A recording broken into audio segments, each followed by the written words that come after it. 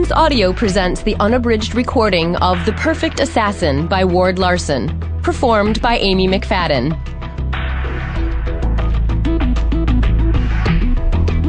Prologue.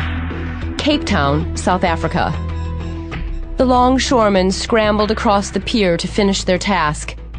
Lured to work by an offer of triple-time wages, the few who had shown up were getting anxious. The cargo had arrived late, and tonight everyone had more important things to do. Tall floodlights presided over the operation, their sulfuric glow staining the night sky an obscure yellowish hue, and calm winds were no help in flushing away the noxious haze that had settled over the city. Mostly it came from the fires outside town, but now mobs were adding to the conflagration, looting and burning in the city itself as the last viable corner of the Republic of South Africa slid into oblivion. At 2,000 tons and 150 feet along the waterline, Polaris Venture was not among the largest ships to have visited the port of Cape Town in the last week.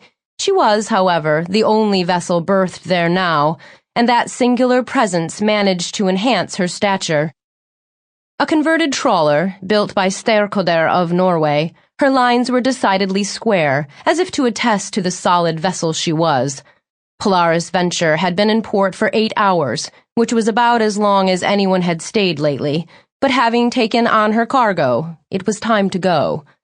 The loading crane and gangways backed away, and dockhands on the pier tossed heavy mooring lines into the water. Polaris Venture's crew scurried around deck to hoist up the lines. Then her single screw was engaged, and she began to crawl up the channel.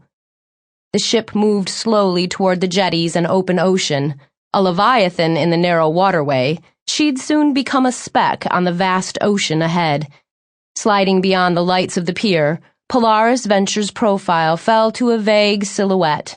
By the time she'd cleared the jetties and picked up speed, her running lights and a dim glow of white light from the bridge were all that punctuated an otherwise black ocean. Minutes later, these extinguished, a nicely symbolic end to the entire affair, as the port would likely not see traffic again for a very long time.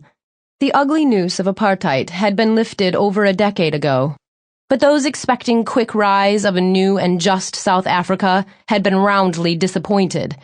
Like a failing dam, the cracks had started slowly. Festering land disputes and tribal arguments seeped out. Corrupt politics added pressure until... Sample complete. Ready to continue?